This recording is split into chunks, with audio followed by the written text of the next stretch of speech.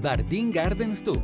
Lo Zoo Garden di Treviso vi aspetta tutti i giorni, compresa la domenica, a Lancenigo di Villorba.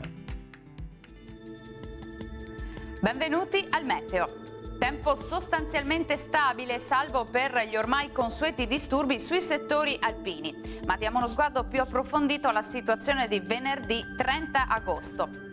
Sul Veneto avremo un ampio soleggiamento ovunque, il cielo si presenterà al massimo poco nuvoloso ovunque. Qualche pioggia al pomeriggio solamente sulle Alpi, in locale sconfinamento anche alle pianure limitrofe.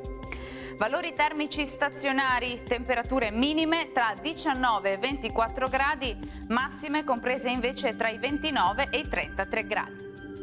Ci spostiamo ora sul Friuli Venezia Giulia, dove la mattinata sarà decisamente soleggiata, ma non si escludono dei rovesci, specie sui rilievi, a partire dalle ore pomeridiane, ma anche in questo caso potranno localmente estendersi alle aree pianeggianti.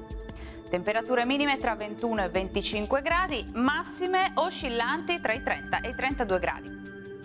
E ci spostiamo infine sul Trentino Alto Adige, dove dapprima avremo tanto sole ovunque, poi non si escludono dei piovaschi a carattere sparso. Temperature minime tra 18 e 19 gradi, massime sui 33 gradi. Dal meteo per ora è tutto, buon proseguimento in compagnia di Antenna 3.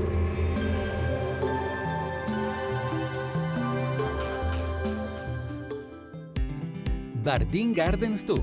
Lo Zoo Garden di Treviso vi aspetta tutti i giorni, compresa la domenica, a Lancenigo di Villorba.